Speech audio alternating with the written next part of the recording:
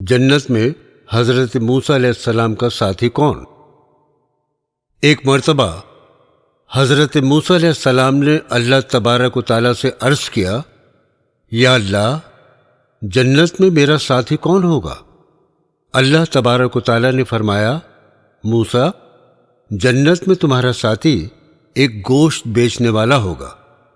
موسیٰ علیہ السلام نے بڑے تعجب سے کہا، میرا ساتھی ایک قصائی ہے؟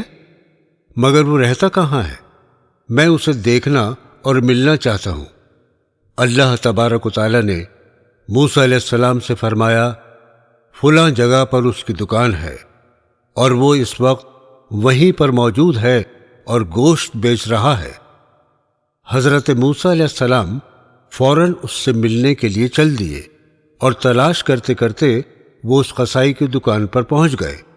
انہوں نے دیکھا کہ وہ قصائی ایک معمولی سا آدمی ہے اور وہ لوگوں سے لڑائی جھگڑا بھی کر رہا ہے اور گوشت بھی فروخت کر رہا ہے۔ آپ شام تک وہاں پر رہے۔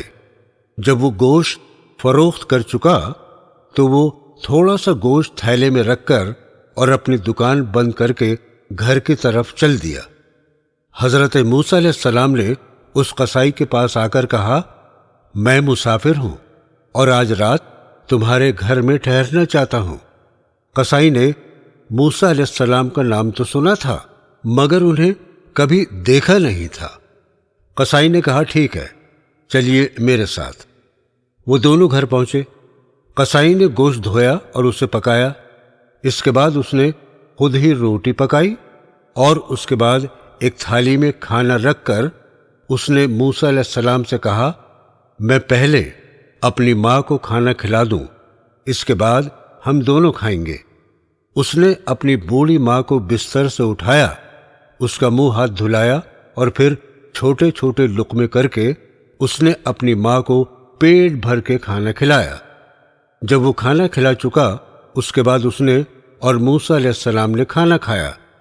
جب وہ کھانا کھا چکے اور رات کو جب وہ دونوں سو رہے تھے تو رات کو موسیٰ علیہ السلام کی آنکھ کھل گئی تو آپ نے دیکھا بوڑھی ماں کچھ بدبدا رہی ہے۔